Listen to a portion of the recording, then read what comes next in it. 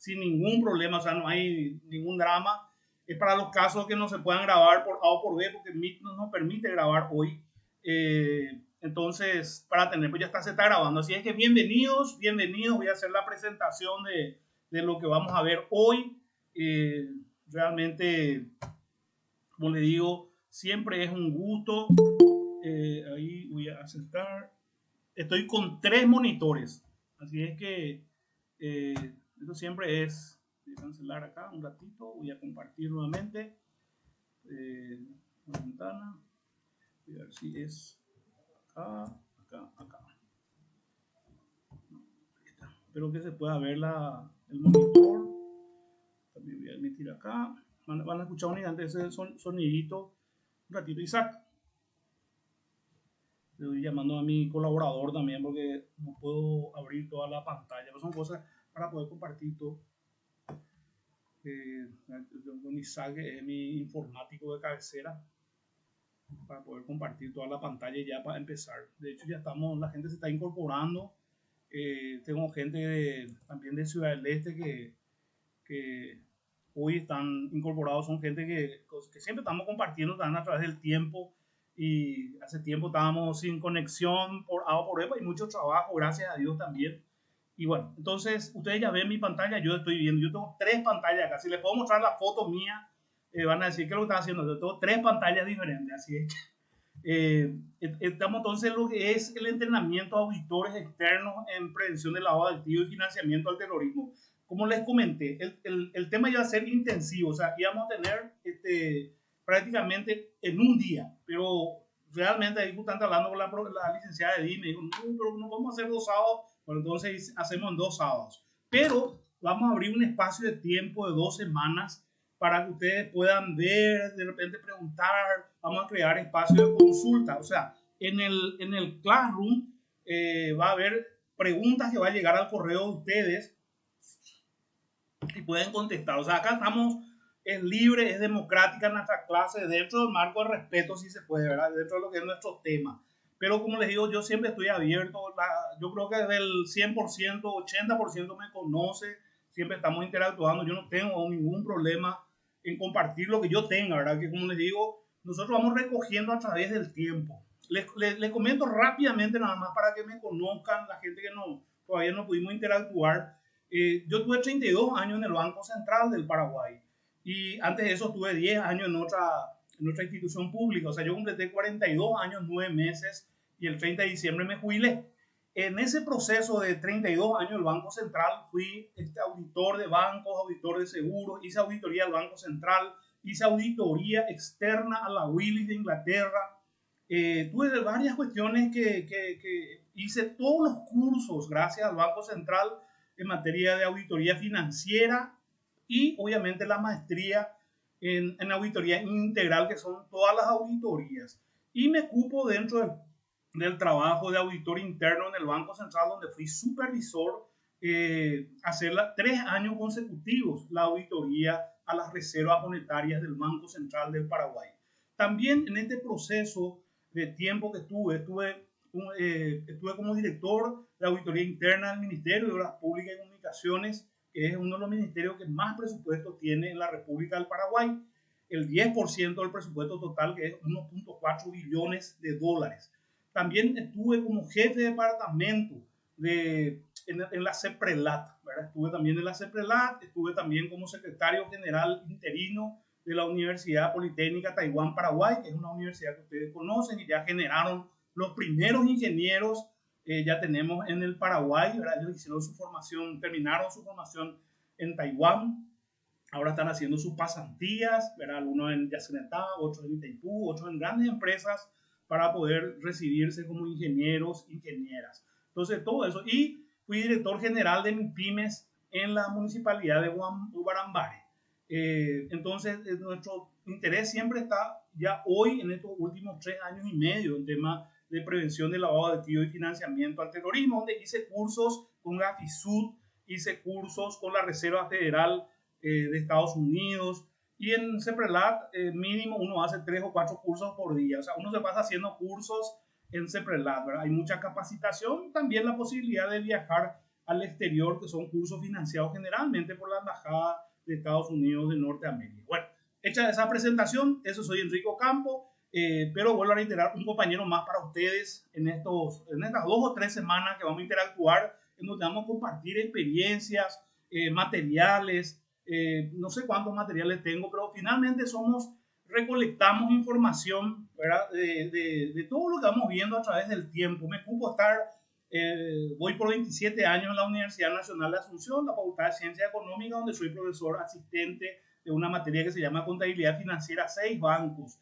Pero también así estuve 8 años en la Universidad Americana y ahí compartí, por ejemplo, con PhDs de Chile, PhDs de Cuba, había gente de México, de repente en un aula, en un lugar donde estábamos los profesores, vos te encontrabas y decías, ¿qué yo hago acá más o menos? ¿Verdad? Estuve, no sé, creo que 10 años en la UTIC, estuve en un TCD, di curso también en la Universidad Católica, en maestrías, y donde más, Uninorte, en el Colegio de Contadores del Paraguay, donde suelo ser expositor, donde estuve también como un moderador, y di varias charlas por el interior del Paraguay. Ahora cuando tengo un diplomado con la FUNAM, que es también sobre prevención de lavado de activos y financiamiento al terrorismo, que es de Hernandarias, y tengo un curso en Santa Rita el 28, donde vamos a hablar sobre las organizaciones sin fines de lucro. Bueno, entonces, hechas estas aclaraciones y para no aburrirles más, vamos a iniciar ya la clase de hoy. Les agradezco a todos y vuelvo a reiterar, se está grabando en nuestra pantalla, entonces ahí van a volver a escuchar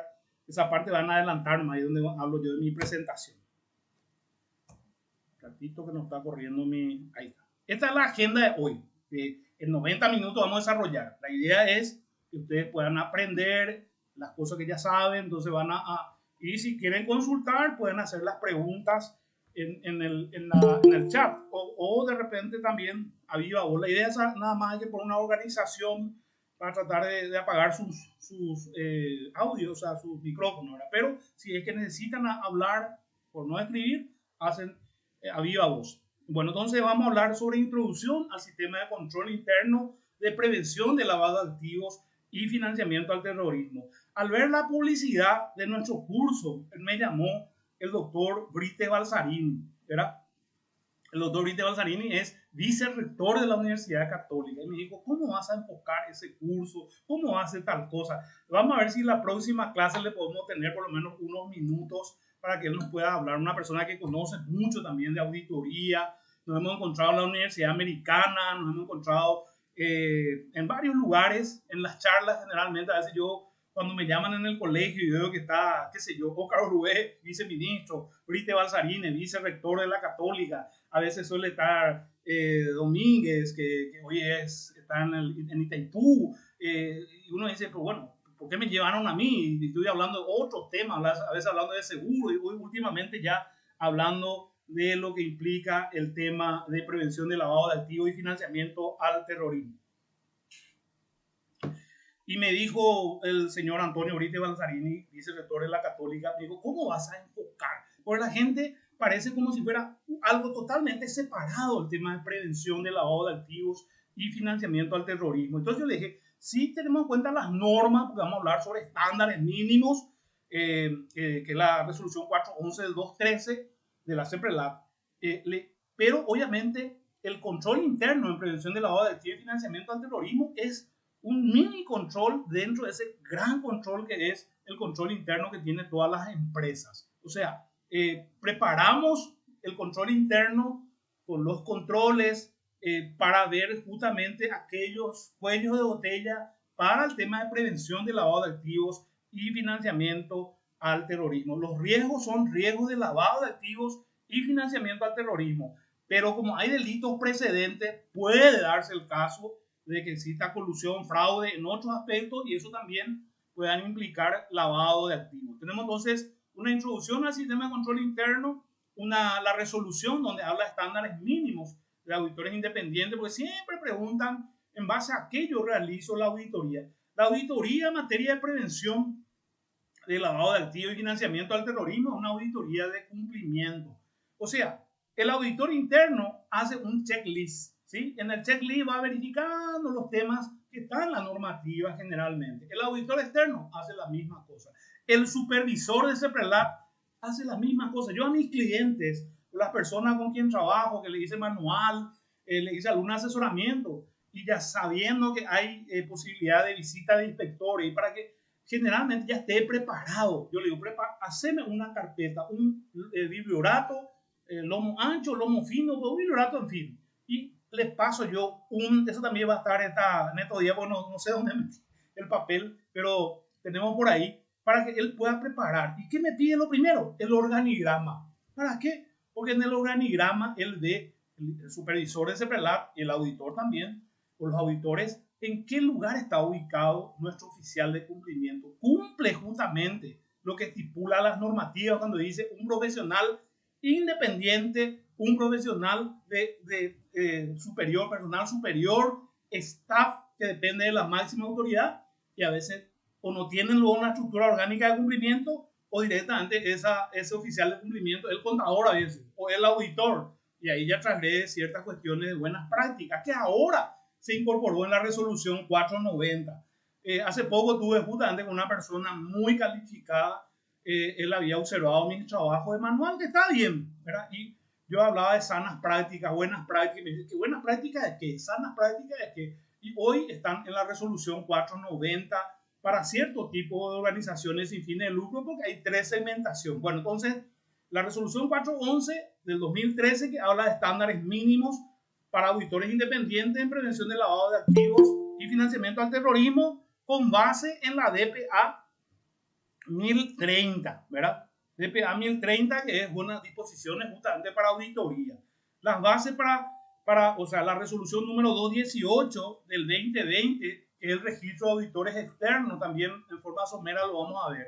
Y las bases para la verificación de auditoría externa, con enfoque basado en riesgo, y algunos aspectos más que hablan sobre lo que implica esta auditoría externa en materia de prevención de lavado de activos y financiamiento al terrorismo, que ahora está pasando por una segunda evaluación nacional de riesgos y que va a implicar justamente unos cambios probablemente en normativas, en incorporación de nuevos sujetos obligados, porque mucha gente ya habla de ciertos rubros y dice, ¿cómo eso no va a estar dentro de lo que implica el control de parte de CEPRELAT como sujeto obligado? Entonces, este es el tema que nos llama hoy para desarrollar en estos 90 minutos.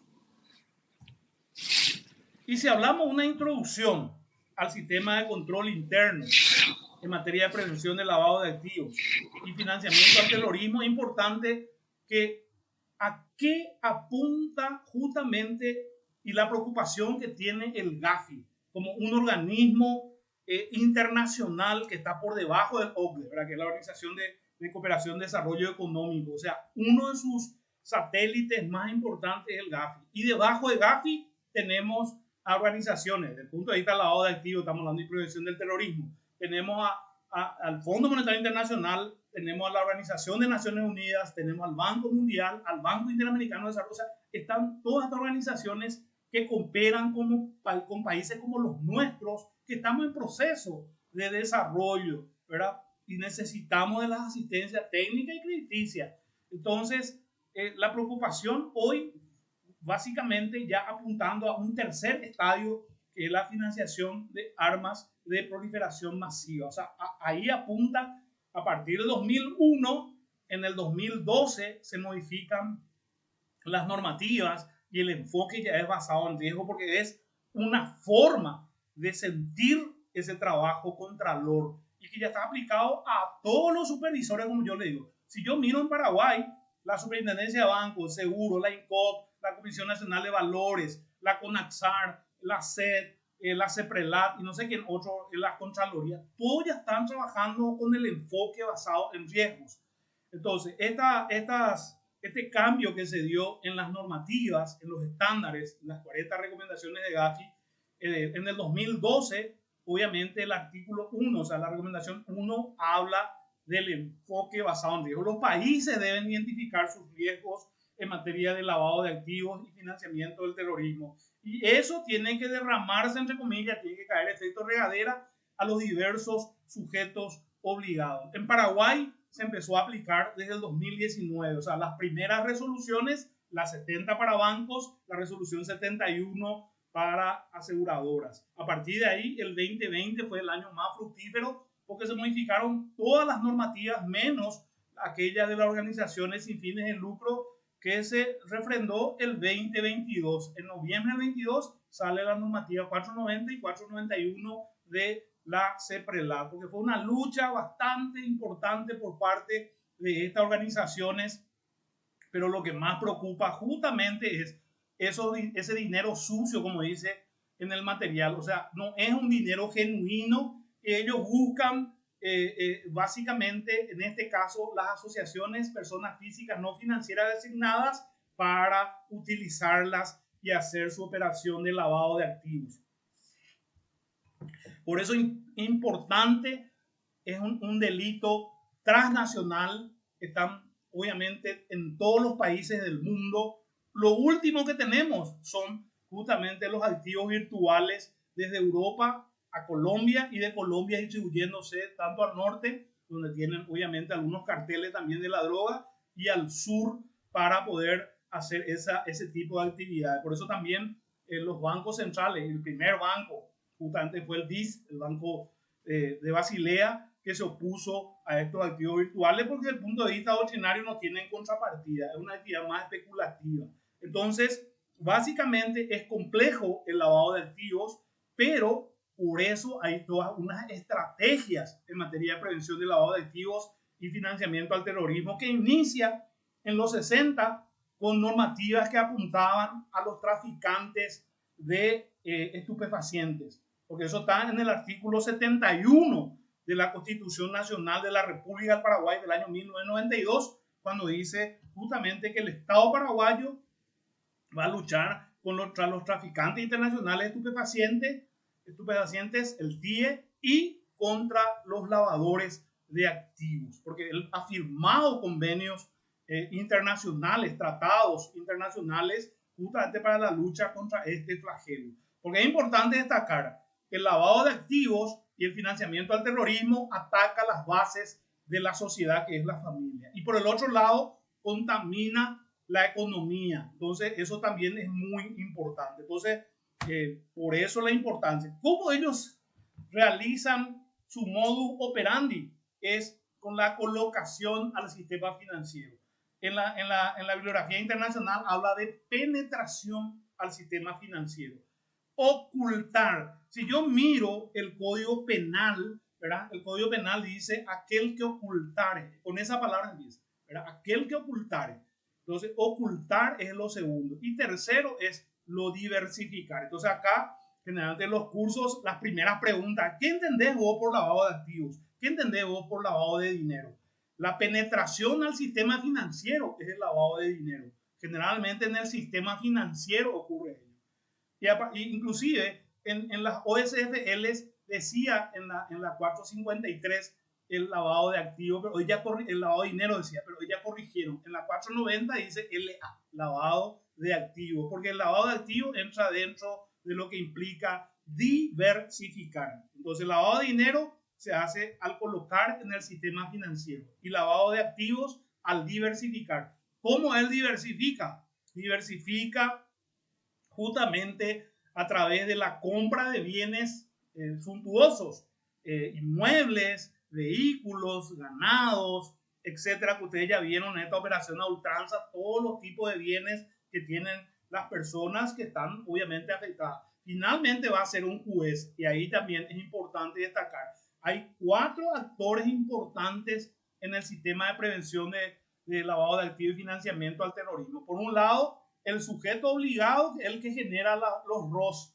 Por otro lado, la Secretaría de Prevención de Lavado de Activos y Financiamiento al Terrorismo, la CEPRELAT, lavado de bienes, dice en su definición, el que analiza y si considera va a comunicar al Ministerio Público, quien conjuntamente con la Policía de Delito Económico y Financiero ven las pruebas, hacen los fluxogramas y se imputa y se eleva a un juez penal de garantías, que él finalmente el que va a decir si hubo lavado de activos y le va a dar una pena, si es reprochable, ¿verdad? Entonces le va a decir de tanto a tanto. Hoy es una pena máxima de 15 años. Tenemos varias personas hoy en la cárcel de Tacumbú y otras cárceles, ya sean mujeres o varones, que fueron condenados ya con esa nueva normativa, y algunos tienen 11 años, otros tienen 15 años. Obviamente, mirando para este curso ayer, y es una información que les voy a pasar en el Classroom al terminar la primera clase de hoy, habla de 30.000 yo tenía en el 2020 en los reportes. Hoy estamos hablando de 6-7.000 reportes de operaciones sospechosas. O sea, han bajado ostensiblemente los reportes de operaciones sospechosas. Y en el mundo, si yo analizo, evidentemente no están todos los que son en las cárceles, porque evidentemente se necesitan las pruebas contundentes que no se llegan probablemente por falta de información o porque hacen bien el ocultar y diversificar o algo, hay algún problema ahí, pero sí ustedes pueden averiguar en todos los países del mundo, no sé, 6, 7, 8 personas no están presas, no están presas 200 personas por lavado de activos. Bueno, esto es lo que hace básicamente la CEPRELAT, perdón, ese proceso de cuatro elementos en esta lucha, donde yo tengo sectores obligados que probablemente van a aumentar después de esta evaluación nacional de riesgos, y hay reporte de operaciones que la CEPRELAT me pide captura de información, me pide a través del CIRO ya hoy, en donde yo tengo que enviar el movimiento que yo tuve. Sería lo que antes enviar el cuadro de resultados, ingresos y gastos. Eso quiere saber CEPRELAT. Y obviamente, si reúnen los requisitos de ser inusual y ser sospechoso, se reporta. Por eso está en nuestro manual, está en la reglamentación, el reporte de operaciones sospechosas. Hecha los análisis pertinentes en la Secretaría de Prevención del Lavado de Dinero o Bienes, va a ir un informe al Ministerio Público, a la Unidad Nacional de Anticorrupción, va a diferentes instituciones, va al Ministerio Público para que ellos finalmente puedan enviar una imputación al juez penal de garantías. Pero, bueno, acá tenemos dos elementos. Por un lado, la prevención del lavado de activos y la financiación al terrorismo, el verificar la identidad del cliente. Cualquier curso que uno realice, cualquiera, lo primero que te dice es conocimiento del cliente. Me ocupo a mí 26 o 27 años atrás en el GAFISUR, conocer al cliente, ¿verdad? Y obviamente en base a eso verificar los riesgos, ¿verdad?, de estos clientes y prevenir el fraude. Por eso también los riesgos operativos están muy paralelos al riesgo de lavado de activos. Entonces, por un lado es establecer justamente el nivel de riesgos que tiene cada cliente y esos, de acuerdo a los factores de riesgos, y prevenir el fraude. Por eso hoy usamos el enfoque basado en riesgos. Es un cambio que proviene, o sea, algo mundial en donde se utiliza en materia anti-lavado de activos y contra el financiamiento al terrorismo.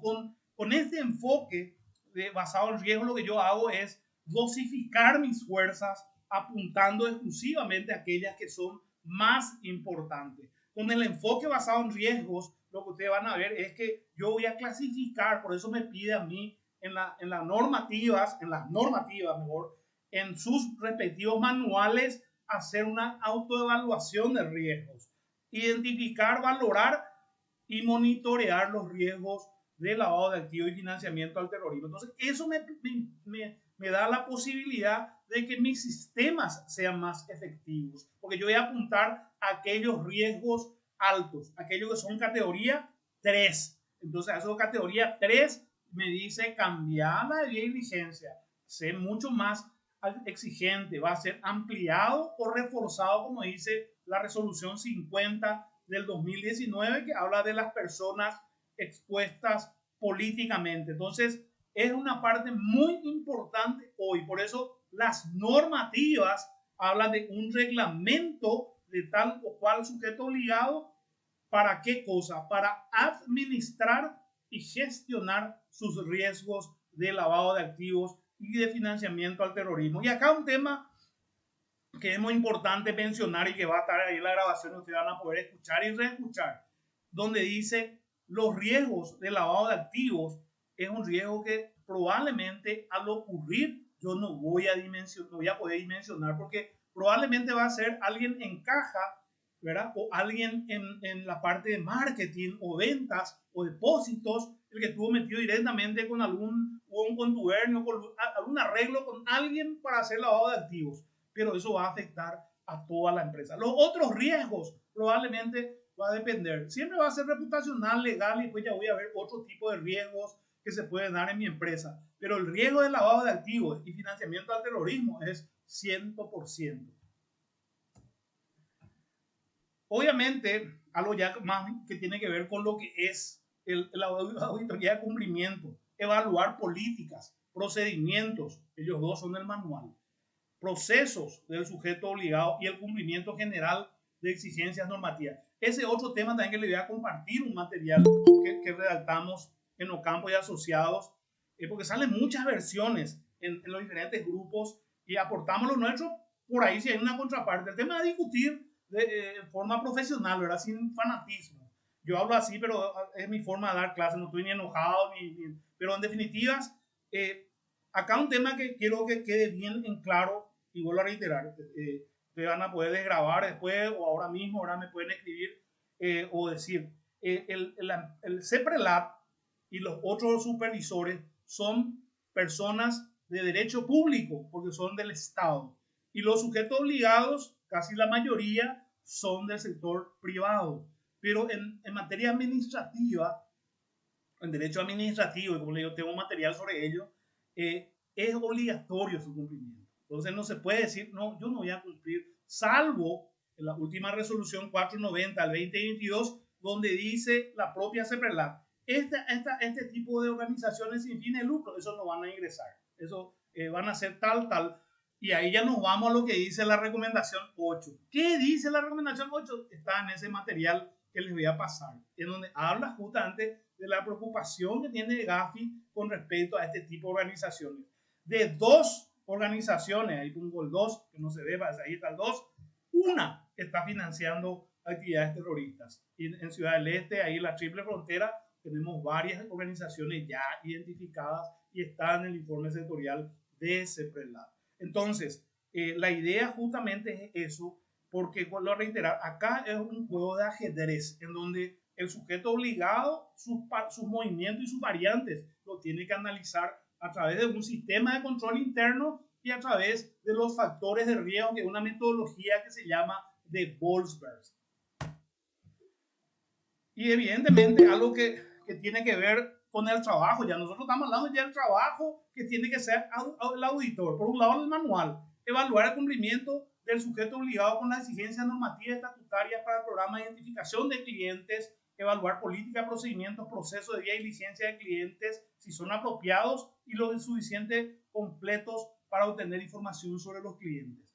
Siempre, los sujetos obligados ya es otro tipo de negocios, porque aparte de tener sus riesgos como empresa, como cualquier empresa, una inmobiliaria, una playa de vehículos, etcétera, etcétera, tiene el riesgo de lavado de activos. Eso implica el cumplimiento, pero a raja tabla. O sea, no puedo decir, no, no voy a revisar más hoy. No, acá se tiene que hacer en forma permanente, constante y con la misma suficiencia.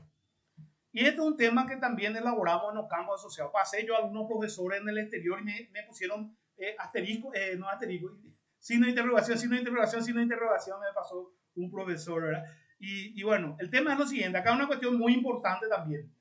Vamos a hablar sobre esta estrategia porque esto apunta lo que estamos, todo el trabajo que ustedes hacen como auditor apunta a esto. Bueno, por un lado están las normativas. Existe gente muy buena en normativas, conocen a profundidad. En Paraguay tenemos muy buenos docentes en materia normativa, pero también hay una parte aplicada que es la auditoría de cumplimiento, en donde ustedes, he visto entre ustedes su currículum, tienen maestría en auditoría, o sea, son muy preparados los que están escuchando, los que están viendo esta clase.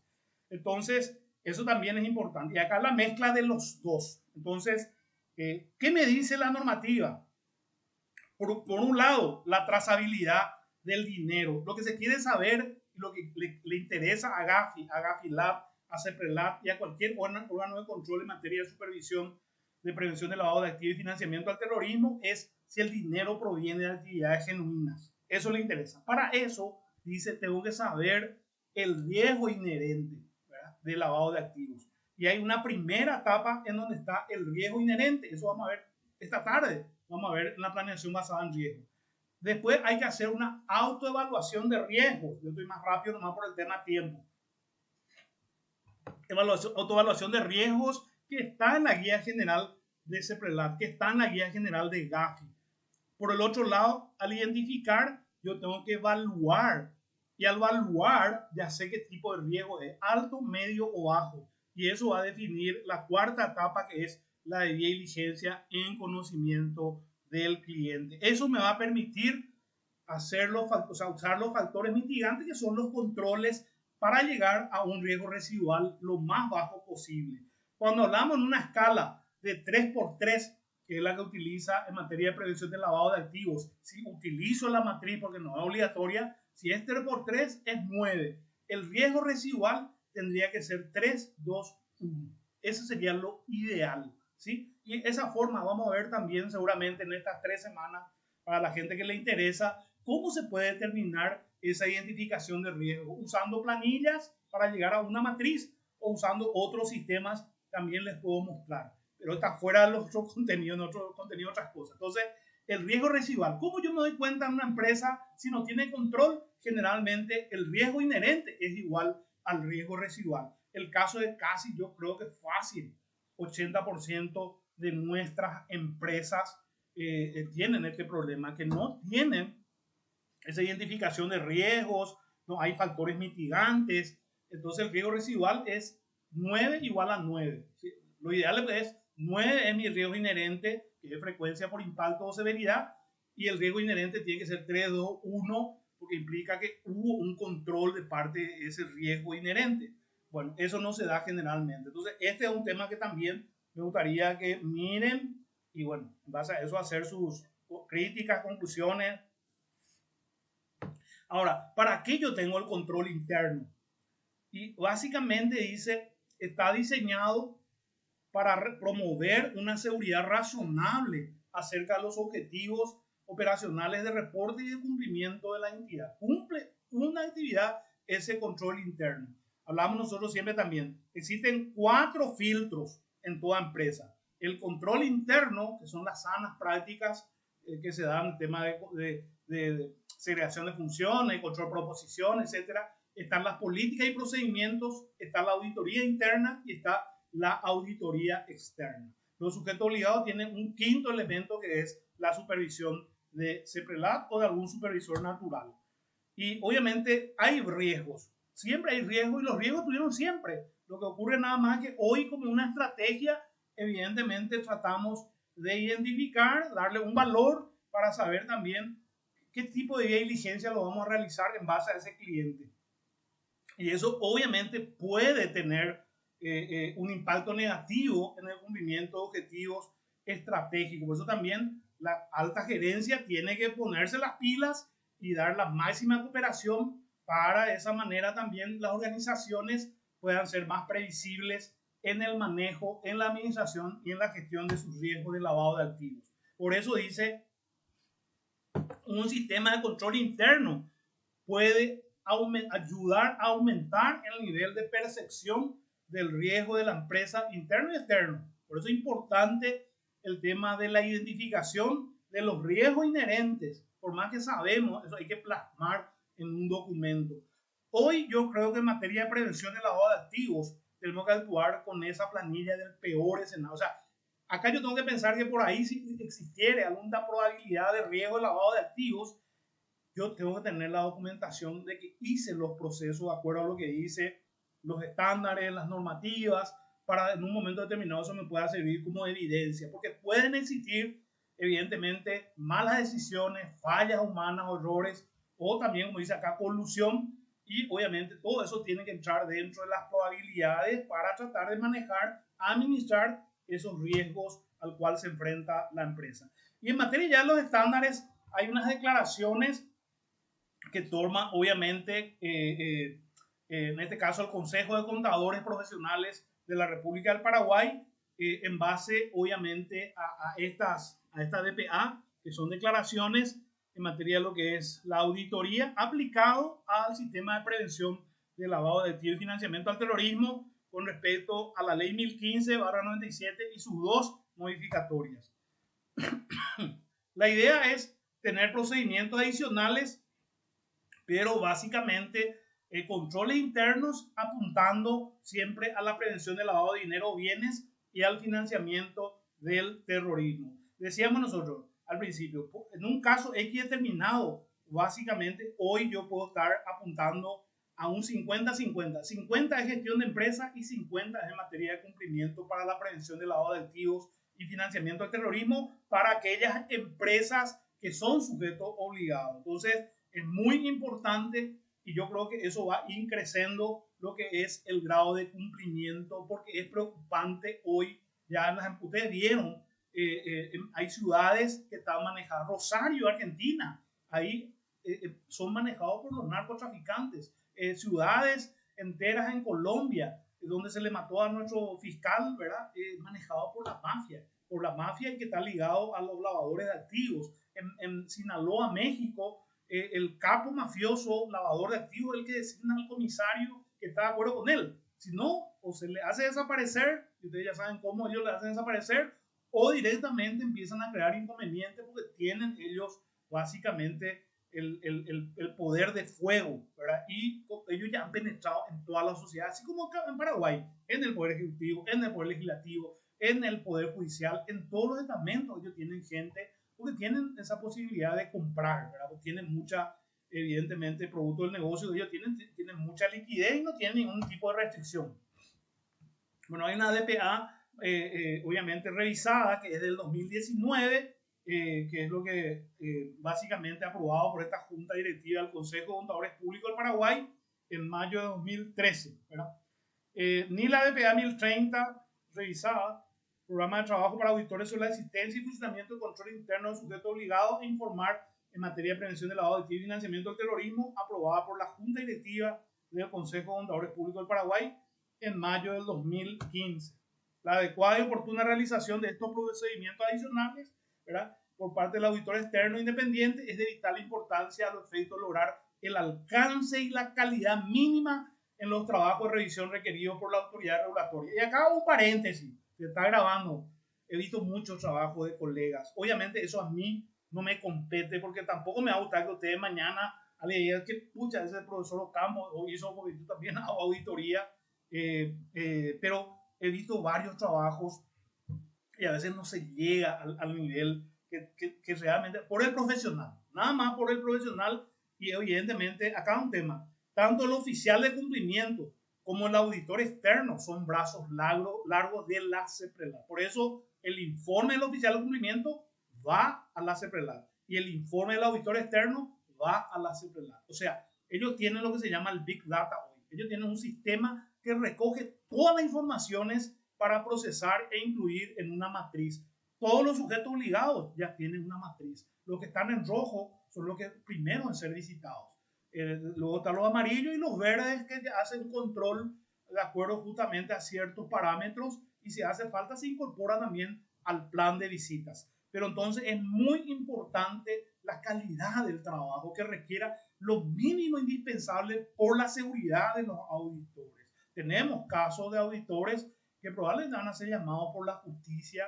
Hay eventos que ustedes de público conocimiento el año pasado y lastimosamente esto es un tema que evidentemente amerita otro tipo en otro momento de discutir, pero esa es la idea, que se pueda cumplir con ciertos parámetros que están en estos estándares y obviamente también el trabajo de cada auditor tiene que ser bastante delicado y en cuidarse, ¿verdad? Porque en el caso nuestro ya tuvimos esa oportunidad de ir a declarar en los años 90, 95 por el tema de la crisis financiera y no es fácil, ¿verdad? Pero evidentemente tenemos la capacidad todos nosotros de forma técnica de defendernos, pero para eso también tenemos que apoyar en documentos. Bueno, la idea es que esta declaración de PA 1030 no sea lo único. O sea, puede haber más procedimientos dependiendo de la experiencia de cada auditor, ¿verdad? Aplicabilidad.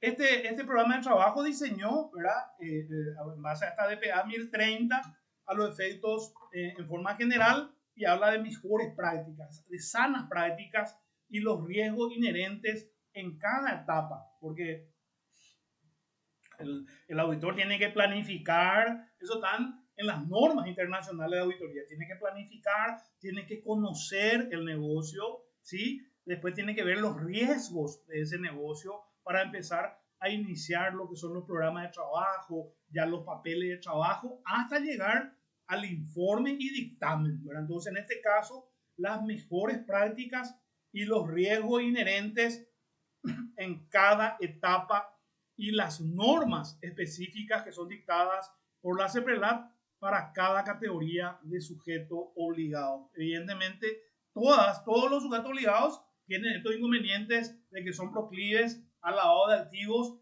por el tema de penetrar, ocultar y diversificar. Y ustedes saben, hay inmobiliarias, playa de vehículos están más afectados porque compran, qué sé yo, bienes suntuosos, inmuebles de cierto valor, vehículos de cierto valor, etc. Una vez, básicamente, respondía a las preguntas que se enuncian en cada etapa y efectuar las pruebas de cumplimiento que el profesional considere convenientes, el profesional estará en condiciones de emitir el informe especial sobre la existencia y funcionamiento de los procedimientos de control interno.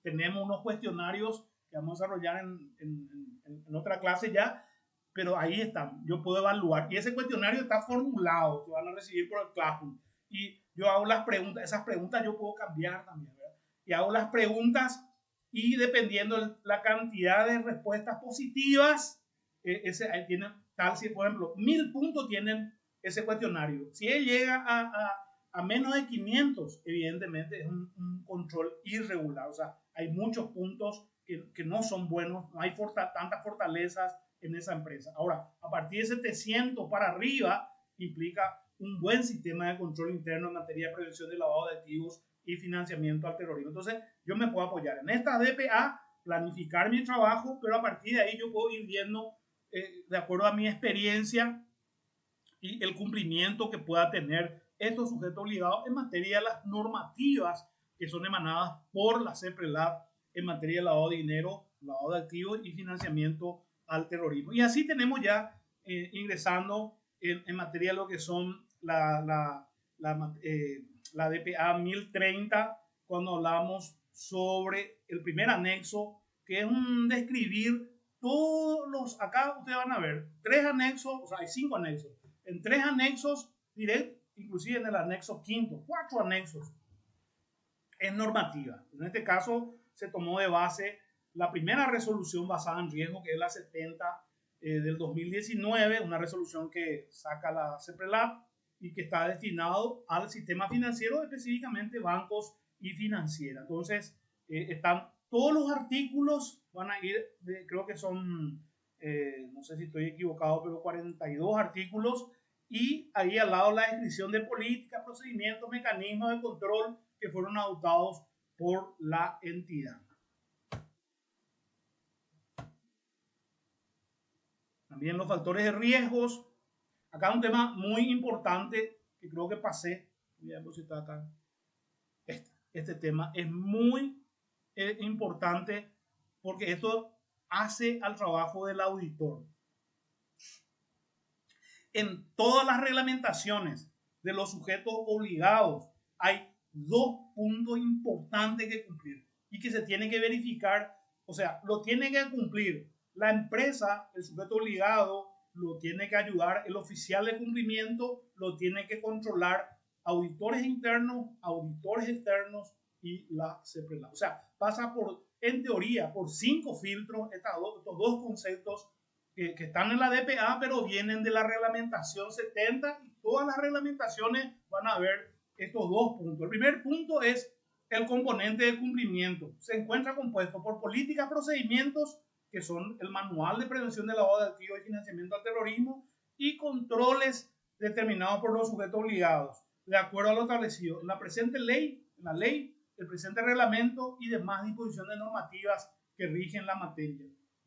El manual de prevención de lavado de activos es eficiente, se cumple ese manual, sí o no, o estamos en proceso. El componente de gestión de riesgos de lavado de activos y financiamiento al terrorismo se encuentra compuesto por políticas, procedimientos, controles de qué, de identificación, evaluación, mitigación y monitoreo de riesgos de lavado de activos y financiamiento al terrorismo según el entendimiento de los riesgos al cual se encuentra expuesto el sujeto obligado, identificado en el marco de su propia autoevaluación de riesgos y las disposiciones que la CEPRELAT emita para implementar la gestión de riesgo. Porque todas las resoluciones, ya ahora ya no hay excepciones, todas las resoluciones hablan de un sistema de administración y gestión de riesgo. O sea, ¿qué voy a hacer con respecto al riesgo inherente al lavado de activos? ¿Cómo lo voy a gestionar? ¿Cómo voy a hacer? ¿Voy a poner más control o voy a dejar que suceda?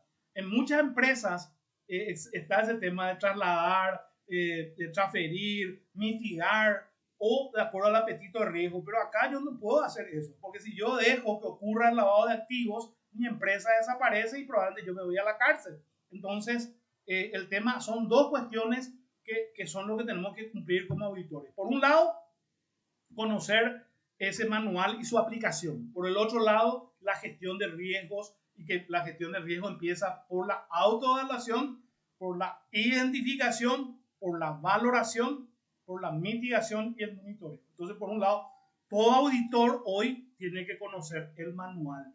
Vi muchos manuales en estos 2 últimos años y el año pasado me tocó ver un manual que no cumplía con esto y era un sujeto obligado que tenía que tener con el enfoque basado en riesgos. Entonces, eso se puede ver a simple vista en un manual. Es un tema también que quiero que anoten y en el transcurso de estas 2 o 3 semanas me pregunten y yo les voy a pasar las evidencias para que ustedes puedan. La idea es que al final de este curso intensivo de entrenamiento, que voy a hacer un día, ¿verdad? En algún club, algo así, ¿verdad? Pero bueno, vamos a hacer así.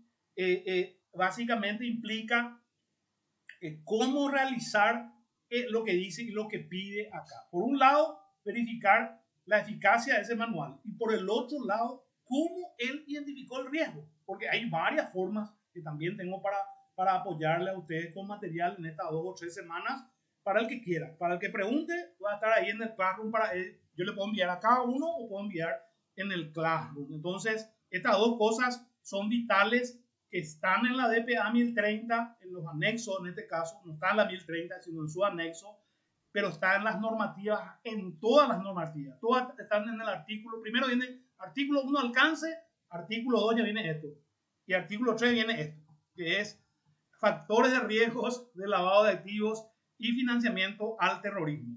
Este tendría que haber sido LDFT porque es un banco. Factores de riesgo, que es una metodología de Volkswagen. Esa es la metodología de Volkswagen. ¿Qué es Volkswagen? Son 13 bancos, donde hay bancos de Japón, de Estados Unidos, de Canadá, de Inglaterra, creo que hay también de Alemania, y que ellos hicieron esto para el sistema financiero. Nosotros vamos a ver que hay sujetos obligados que tienen 5 factores. Casos seguros, tiene un quinto factor, se llama medio de pago. Casos activos virtuales, tiene un quinto factor que se llama soporte tecnológico. Pero la metodología original solamente habla de 4 factores: clientes, productos, servicios, canales de distribución y área geográfica. Esos son los 4 vitales sobre el cual yo tengo que hacer la identificación de los riesgos de lavado de activos y financiamiento al terrorismo. Voy un poco más rápido.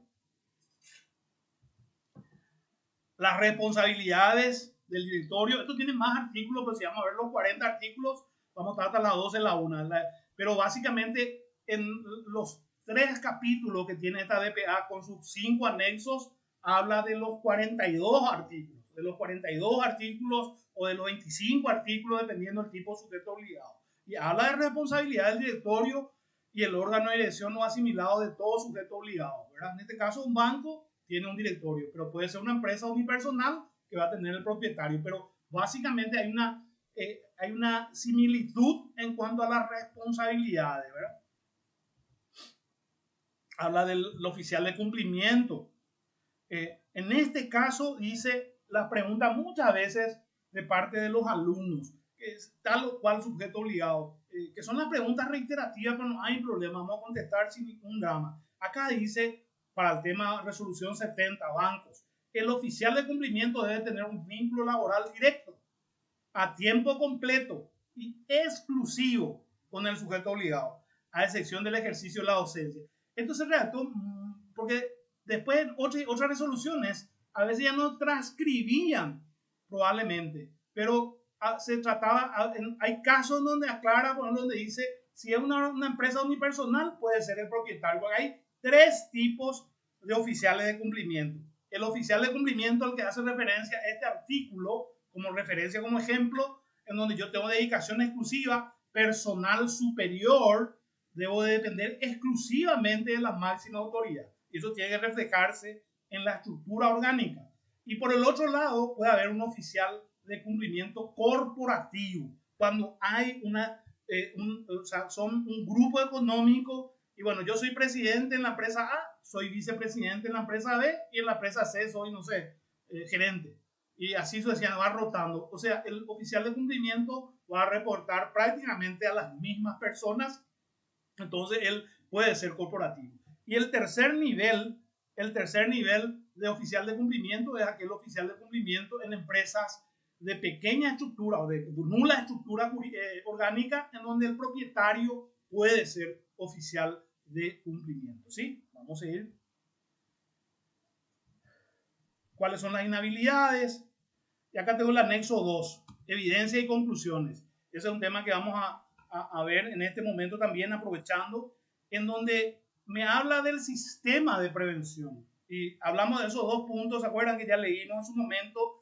¿Cuál será la naturaleza y alcance de procedimientos de procedimientos de auditoría aplicados? Y acá en la DPA me sugiere controles a nivel de actividad, ¿sí? Controles a nivel de actividad que implica todas las normativas de la empresa y está orientado más o menos, dice, en una norma de auditoría, le llaman lo del Consejo de Contadores Profesionales de la República del Paraguay, que es la norma internacional de auditoría. La norma internacional de auditoría me dice, planificar tu trabajo y conoceme esa empresa, conoceme con sus riesgos, por lo cual yo tengo que conocer, y va a haber un formulario que también va a estar a disposición de ustedes, en donde yo tengo que hacer una radiografía de la empresa, porque también como auditor, en el caso mío me correspondió hacer auditoría de empresas que elaboran, por ejemplo, transformadores, y yo no sé qué lo sé, visualmente conozco un transformador, entonces hay que entrar en internet,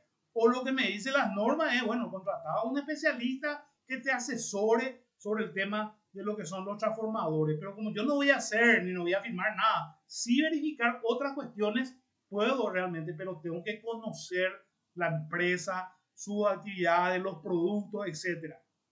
Entonces, controles a nivel de la entidad, porque voy a mirar manuales, voy a mirar reglamentaciones, en eso se sustenta. Ahora, ¿esto es todo lo que tengo que hacer? No, me dice la DPA, esto es lo mínimo que yo te sugiero que hagas. Haceme esto. Ahora, si yo como auditor de prevención del lavado de activos y financiamiento al terrorismo tengo una mayor visual, ya tengo más experiencia, o de repente vi ya estos casos y me dicen, no, yo voy a hacer tal cosa más, pues bien lo hago. Pero estos son los alcances de procedimientos mínimos que me sugiere esta normativa. Vamos a fijar conceptos ya con aplicación práctica. La idea era, como un entrenamiento, era hacer práctico, ¿verdad? Pero necesitamos básicamente algunas cuestiones teóricas. Bueno, acá nos lo dice, el sujeto es el mismo tema, pero este es el mismo tema de lo que ya vimos anteriormente y ya sabemos que es control a nivel de identidad, de la entidad, pero entonces voy a pasar al siguiente. Ahora, este sí ya no vimos, pero acá dice oficial de cumplimiento y voy a hacer prueba de controles, ¿verdad? Que también es conocer los riesgos de la entidad, conocer a la entidad, o sea, pero es más bien fijarme dentro de esa entidad. Entonces, la DPA me sugiere, prueba de controles a la hora de verificar el oficial de cumplimiento, porque el día de mañana, de hecho, yo soy auditor externo, viene un supervisor, va a verificar esto y va a verificar todos los temas que hablan referente al tema, cómo él va a desarrollar su trabajo, si fue nombrado, si él hace todo lo que implica la estrategia, el sistema de alerta, cómo trabaja eso se va a verificar. En este caso, la DPA me sugiere prueba de controles. Ahora, ¿qué tipo de procedimiento de auditoría vamos a realizar? Cuando veo el manual de prevención de lavado de activos, que lo tengo que ver. Por eso a mí es una preocupación. O sea, el auditor externo tiene que estar preparado a verificar ese manual, si esa política y procedimiento cumple con el sistema de gestión de riesgos. Habla esa redacción del manual. Primero, antes que nada, debe contemplar lo mínimo en cuanto a ese reglamento, y en todas las resoluciones tiene un anexo 1. Ese es mi parámetro, mi benchmark.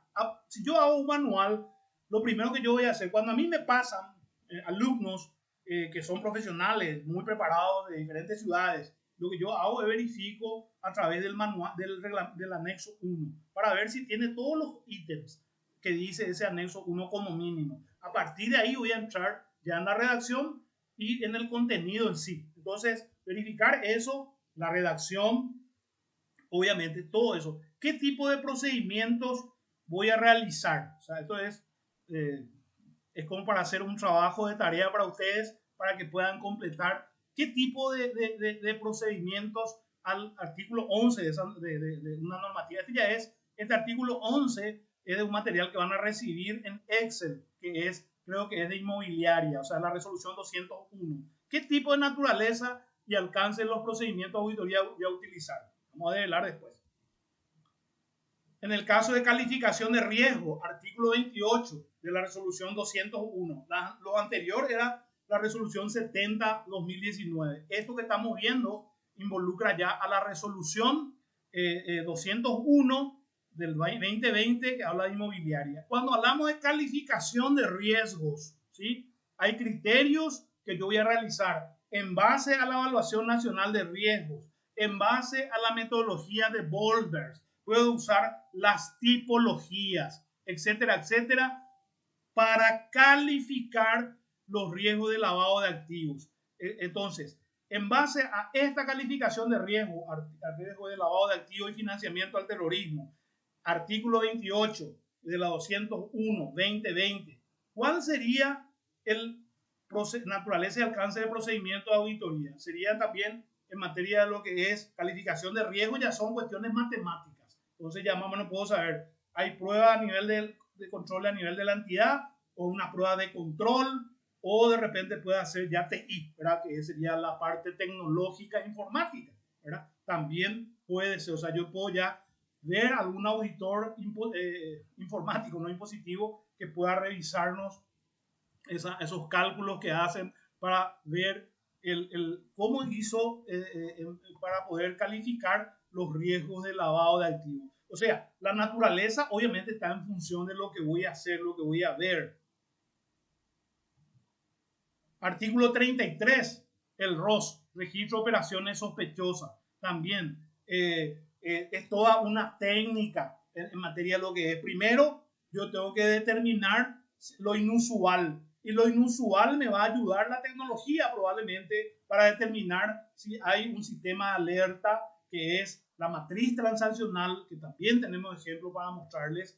Y en base a eso ver, si no puedo evaluar que no es inusual, paso al siguiente estadio. Después de 30 días, paso ya a un estadio de 90 días, salvo las OSBL, la 490 solamente da 60 días, pero las otras, los otros sujetos obligados es 30 días inusual, significa que una operativa sale del parámetro. Yo deposito 5 millones al mes en el banco, pero en un mes X deposité 40 millones. Está debajo del umbral, pero salió de lo usual, se volvió inusual. O una empresa deposita 3.000 millones al mes y en un mes depositó 300. Al salir de lo usual, ya la empresa, sujeto obligado, me tiene que preguntar qué es lo que pasó. ¿Verdad? Tenía algún, en el caso mío, pagué 40 millones o deposité 40 millones y me pueden preguntar a mí tu cuota, o sea, vos depositas 5, ahora depositaste 40. Sí, acá está, señor. Acá está documento por el cual yo ingresé una plata porque vendí o porque recibí una herencia, saqué la lotería, algo, ¿verdad? O me aumentaron el sueldo en el trabajo, entonces X. Entonces se tiene que demostrar. Si no se demuestra, al final de los 30 días entramos ya en el estadio de reporte de operaciones sospechosas. O sea, hay cuestiones muy internas en base a una reglamentación de la CEPRELAC. Y a partir de ahí, para poder emitir el ROC correspondiente, que cada vez hay menos en Paraguay. Y ahí también tengo que ver qué naturaleza y alcance de los procedimientos de auditoría voy a aplicar. O sea, vuelvo a reiterar, esto es más o menos para hacer tipo un taller que era pero acá están las respuestas. En el primer artículo 11, que era manual de prevención de lavado de activos y financiamiento al terrorismo, ¿verdad? El artículo 11 de la resolución 201-2020, que es para inmobiliarias, la naturaleza y alcance de los procedimientos de auditoría que voy a aplicar para manual de prevención de lavado de activos y financiamiento al terrorismo va a ser controles a nivel de la entidad. O sea, voy a ver todas las reglamentaciones, voy a ver todos se van a ver probablemente para saber si ese manual cumple o no cumple con lo que estipula la resolución 201/2020. O sea, esa es la respuesta. La idea sería que ustedes en estos tiempos van a recibir en una planilla 2 resoluciones, en una planilla Excel, y que ustedes puedan ir preparando ya estos 3 o 4 anexos. Por ahí si van a hacer auditoría, ya hicieron, ya les va a servir también como evidencia al trabajo, como procedimiento mínimo. Entonces, ustedes pueden hacer ya los 42 artículos, o no sé cuántos artículos tiene esta resolución, van a hacer ya lo que es la naturaleza y alcance de los procedimientos de auditoría. Para este caso de manual, artículo 11 de la resolución 201/2020 se llama controles a nivel de la entidad. En materia de artículo 28, también de la resolución 201/2020. Esta ya es una nueva resolución que se cargó todo en una planilla para que ustedes puedan usar y ya trajimos acá para hacer un trabajo de fijación de conceptos. Calificación de riesgos, ¿verdad? Calificación de riesgos, el lavado de activos y financiamiento al terrorismo. Acuérdense, para hacer esto, la calificación primero tengo que hacer una autoevaluación. En la autoevaluación voy a ver 2 cosas que vamos a hablar esta tarde: la frecuencia y el impacto o la severidad. ¿Sí? Vamos a hacer 2 planillas y si mezclamos las 2 planillas hacemos ya una matriz. Entonces primero tenemos que hacer la autoevaluación de riesgos, después tenemos que evaluar los riesgos, tenemos que valorar esa identificación de riesgos para finalmente hacer el monitoreo y el seguimiento, ¿verdad? Entonces, ¿qué naturaleza de alcance de los procedimientos voy a hacer? Controles a nivel de actividad y también a nivel de la tecnología de información. Entonces son 2 procesos que se unen para verificar, porque en calificación de riesgo hay números, ¿verdad? Hay números, entonces hay que verificar ya con la tecnología de información, más por lo que implica controles a nivel de la entidad. Y cuando voy a hablar el artículo 33 de la ley, de la resolución, 201/2020, reporte de operaciones sospechosas, que es el producto principal de lo que estamos hablando. O sea, todo lo que implica la prevención del lavado de activos y financiamiento al terrorismo se manifiesta en el ROS. Ahora, si mi sistema es muy bueno y hay buena capacitación, tenemos buenos controles, sistema de alerta, y estamos repeliendo, evidentemente no vamos a tener ROS. Tener ROS negativo y el RECO. Pero si hay ROS, es evidentemente el paso inicial para que, porque mucha gente dice a nivel coloquial, la CEPRELAC no hace nada, los jueces no hacen nada, que probablemente desde el punto de vista de lo que se busca, los lavadores activos, es buscar la anarquía. Pero nada puede hacer la CEPRELAC si no hay reporte de operaciones sospechosas. Vuelvo a reiterar, si yo miro, en el 2020 había 30.000 reportes, de los cuales el 50% eran bancos, el 25% eran EMPES, que son esta empresa proveedora de servicios, telefónica, billetera electrónica, estamos hablando, billetera electrónica, y el resto era el sistema económico.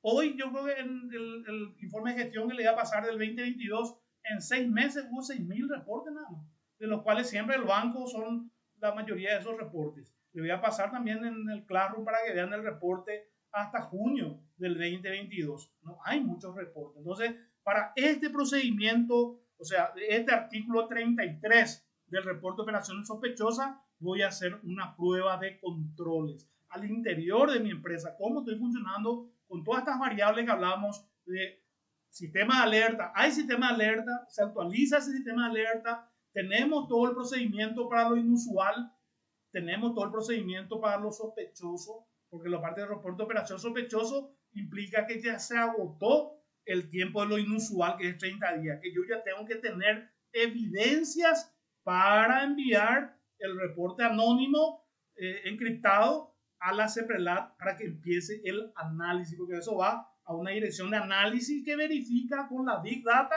y dice, no, esto no tiene sentido o sí tiene sentido. Tiene sentido, envía un dictamen jurídico en CEPRELAT y ya se prepara para enviar un informe al Ministerio Público. Pero todo inicia en este reporte de operaciones sospechosas, que en este artículo 33 voy a usar una prueba de controles. Algo parecido a esto que tenemos en planilla electrónica y que cumple con lo que implica ese conocimiento. Profe, Sí, te escucho.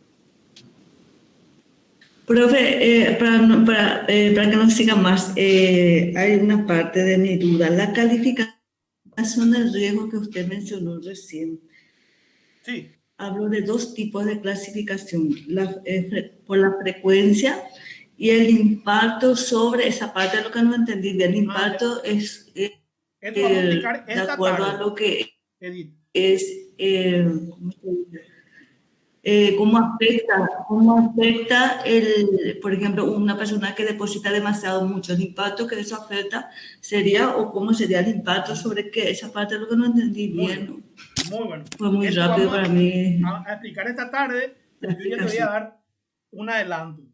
La frecuencia es cada cuánto ocurre una actividad, en este caso lavado de activos. Generalmente va a ser un riesgo no consumado todavía, ¿sí? Va a ser una probabilidad, por eso me dice, para ver el tema de la probabilidad de riesgos o la frecuencia de riesgos, usar la evaluación nacional de riesgos, usar la tipología, usar los factores de riesgos. Es una probabilidad que yo digo que puede ocurrir esto en mi empresa.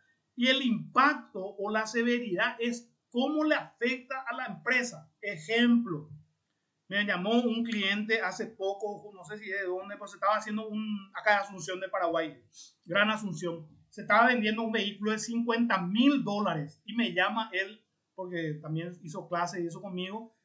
Me dice, profesor, tengo un tema acá, una consulta en la parte de venta. Se va a vender un vehículo de $50,000 y la persona trae $30,000 en efectivo y $20,000 en cheque. Yo le digo, no hay problemas para hacer la operativa. No hay ningún problema para hacer la operativa. Ahora bien, el tema es lo siguiente, le dije, si él tiene que declarar, porque ya pasa los $10,000, él tiene que declarar de dónde sacó esos recursos. Y me dijo, el cliente no quiere firmar nada. Él quiere entregar sus $30,000 y sus $20,000 cheques y llevar la camioneta. Vamos a suponer, yo le dije, creo que no se hizo la operativa, porque él no quería firmar ninguna declaración del cliente. Entonces, le digo yo, no te prohíbe hacer negocios, pero si vas a hacer lo que te dice la normativa es, déjame por escrito quién es la persona, porque puede ser un cliente casual. ¿Qué pasa con ese $50,000? Yo hago el negocio y finalmente un lavado de activos. Y viene la fiscalía, la policía. ¿Qué va a hacer? Va a sacar ese $50,000 y va a llevar ese vehículo como prueba. ¿Qué significa para la empresa? Va a perder $50,000. El impacto o la severidad es para el sujeto obligado. A eso hace referencia. En una operación de lavado de dinero, ¿cuánto yo pierdo en ese momento? En ese momento, este ejemplo que te doy del vehículo que costaba $50,000, se le va a sacar los $50,000 porque evidencia, y ese vehículo también va a perder la empresa. Y va a un sumario, primeramente en la parte de CEPRELAT y después ya a la fiscalía probablemente. Entonces, la pérdida va a ser de ese vehículo. ¿Cuánto cuesta? $50,000. El impacto o la severidad es del sujeto obligado. Vamos a hablar sobre ese tema esta tarde, ¿verdad? Cuando hablemos de planificación basada en riesgo. Pero es eso. La frecuencia es cada cuánto puede ocurrir. Nunca ocurrió en mi empresa. Uso evaluación nacional de riesgo, uso tipologías, uso factores de riesgo y hago voy a mostrar cómo se arma la tabla esta tarde. Y por el otro lado, cómo me puede afectar a mi empresa el lavado de activos en ese momento, porque después va a ser un impacto reputacional y va a ser un impacto legal, pero en ese momento, en el caso de la venta de este vehículo de $50,000, ese él va a perder. Él va a perder porque va como evidencia. Cuando termine el juicio probablemente recupera, pero en ese momento su impacto se vería desde el punto de vista patrimonial, va a ser $50,000. Bueno, esto lo vamos a aplicar esta tarde, 3:30 vamos a seguir con nuestro curso, ¿verdad? Pero vamos a seguir ahora. Entonces, esto puedo yo usar o ver los mecanismos para sacar la información a nivel de conocimiento de la empresa, ¿verdad?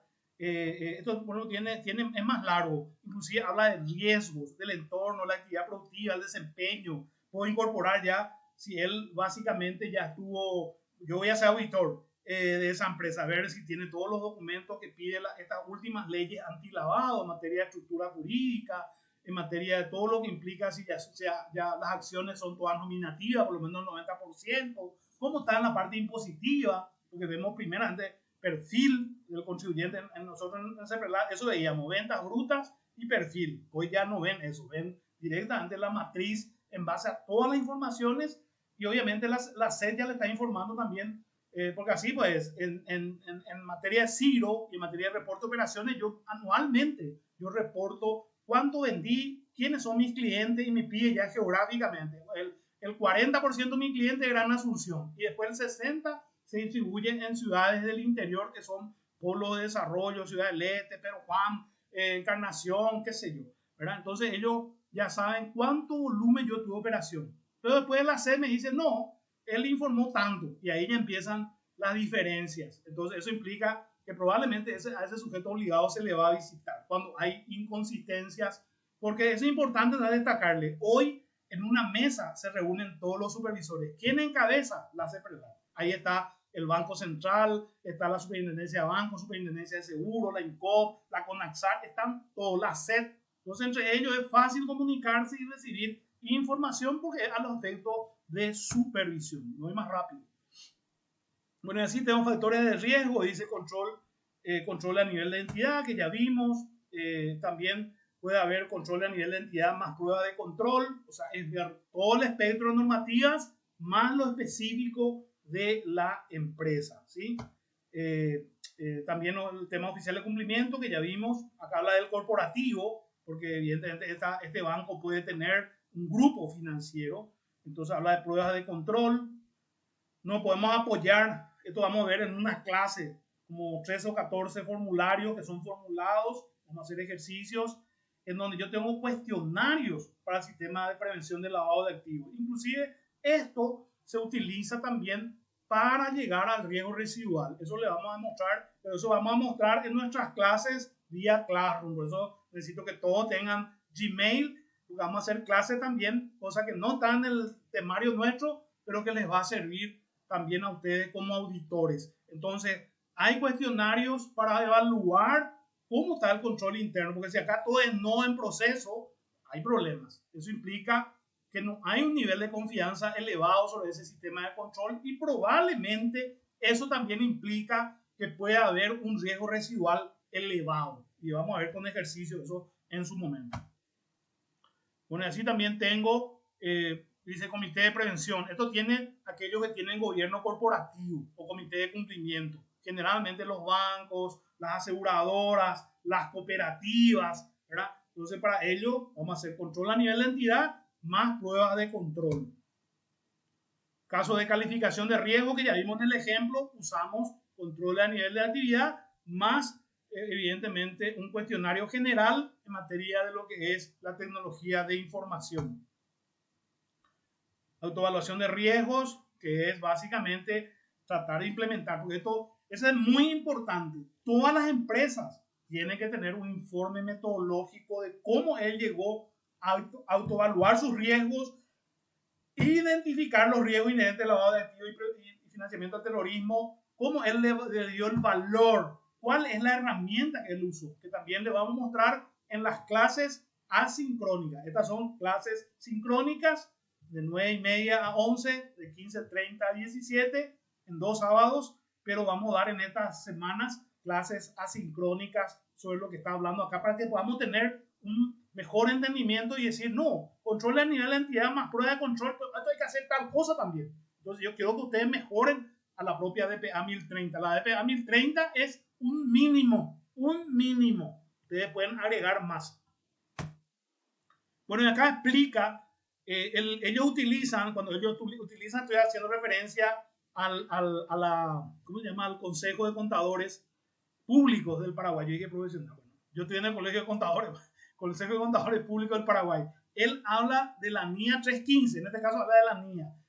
Cuando es control a nivel de la entidad, es entendimiento de la entidad, su entorno, evaluación de los riesgos de representación errónea de importancia relativa, aquel que puede impactar sobre mi estado financiero. Y como les dije, el tema del lavado de activos impacta sí o sí. En este caso, operación de lavado menor al umbral, igual puede tener un gran impacto en mi empresa. Entonces, por eso es muy importante obtener ese entendimiento de lo que es la industria, las regulaciones, porque yo estoy haciendo una auditoría a una empresa cuyo sector disminuyó en la participación en el PIB, pero la empresa está floreciente.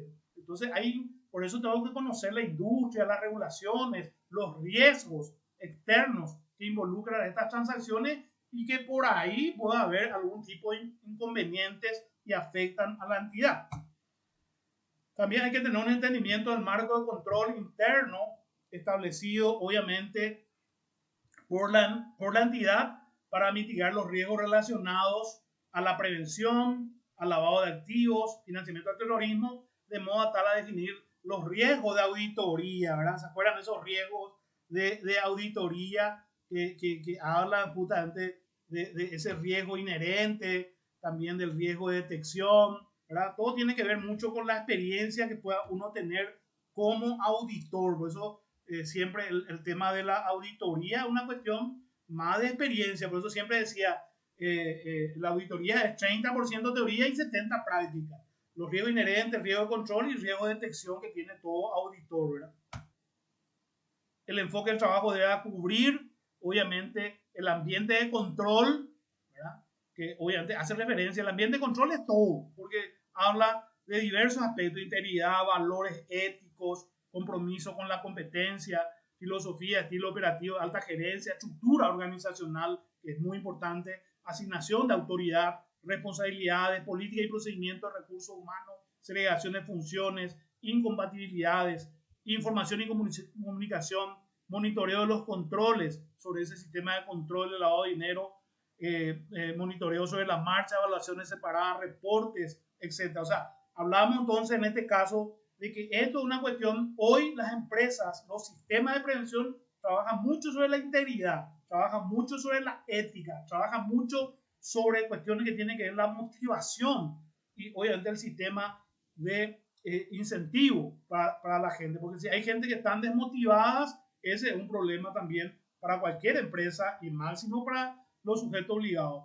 Y evaluación de riesgos, actividad de control para la mitigación, se incorpora mucho esta cuestión general de lo que implica el tema de TI, ¿verdad? Porque hoy día es demasiado importante por la forma que se hace el negocio. Entonces, hay un ambiente de control, información, monitoreo de controles, evaluación de riesgos, las actividades para la mitigación, que también ya mencionamos, la revisión el TI hace eso también, revisión de seguridad de los accesos, configuración de seguridad alta o baja. La mayoría de los negocios son cibernéticos hoy, ¿verdad? O sea, habla de seguridad lógica de la información, inclusive hay ya gente que habla de que los directorios, por lo menos uno tiene que ser informático, porque ya todo, imagínense los pagos QR, los pagos a través de sistemas, ya se está usando cada vez menos los billetes, siempre son importantes, pero ya se utiliza a nivel de sistemas, facilita los negocios, control de cambios, gestión, documentación y segregación,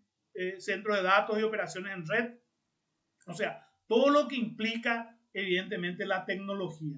En estos tiempos se hizo los estudios pertinentes para verificar el impacto que tuvo, por ejemplo, los activos virtuales, aquellas tarjetas de débito y crédito fuera de línea, fuera de punto, sobre el tema del lavado de activos. Y el tema de pandemia fue poco, pero hoy está empezando a preocupar a las principales autoridades, el GAFILAT, GAFI y compañía, el tema justamente de los activos virtuales y en forma agresiva, como están haciendo tema de Europa, América del Sur, América del Norte, etcétera, y Centroamérica, por lo cual también todo es más tecnológico.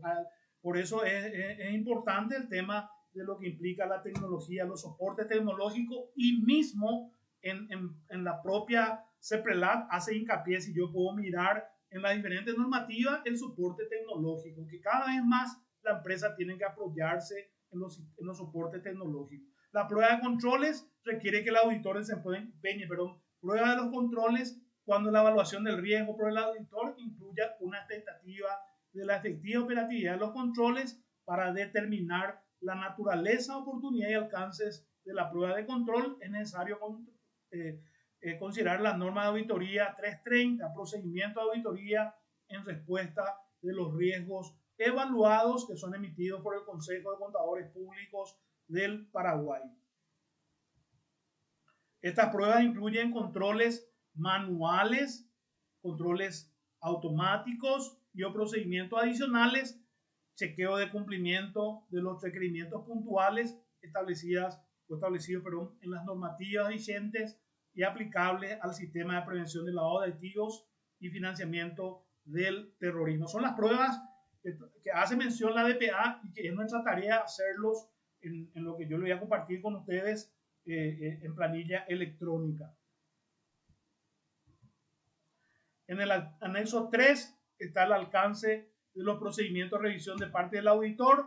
También esto lo vamos a preparar. Ustedes ya tienen por normativa extraer una planilla y ver el universo, ¿verdad? Entonces probablemente hay lugares donde voy a verificar la debido cumplimiento de conocimiento del cliente, la DDC, y voy a tomar, no sé, va a depender. Hay bancos que tienen 1 millón de clientes, hay empresas que tienen 500 clientes, hay empresas que tienen 1000 clientes, y la DPA me habla un porcentaje, 30-40%. Entonces, de 10 voy a mirar 4, de 100 voy a mirar 40, de 1000 voy a mirar 400, y de 1 millón voy a mirar 400.000, ¿verdad? Ya obviamente hacer una auditoría en un banco, en una compañía de seguros, en una cooperativa misma, ya necesito un soporte tecnológico, porque manualmente va a ser imposible mirar 400.000 clientes o 40.000 clientes, ¿verdad? Sí, voy a poder mirar probablemente 40 clientes, 400 clientes, probablemente voy a poder mirar también, ¿verdad? Pero es establecer el universo de acuerdo a la resolución y obtener una muestra, porque en las normativas de CEPRELAT habla sobre el trabajo de auditoría que se va a basar sobre muestras representativas de un universo. O sea, ahí ya ese es el otro tema. El auditor tiene que tener la capacidad en establecer una muestra acorde a ese universo, y que si hubiera algunos tipos de deficiencias pueda caer en esa muestra, porque yo puedo tomar una muestra, no cayó nada y había sido está en el otro porcentaje, está el tema, y ahí puedo tener inconvenientes, pero yo ya me puedo defender porque tomé una muestra. Pero la idea sería que, dependiendo de esa capacidad que tiene el auditor, pueda tomar aquellas muestras más representativas para poder básicamente documentar el trabajo que estoy haciendo. Entonces, este anexo me sirve para determinar justamente las muestras que voy a verificar en mi trabajo de auditoría.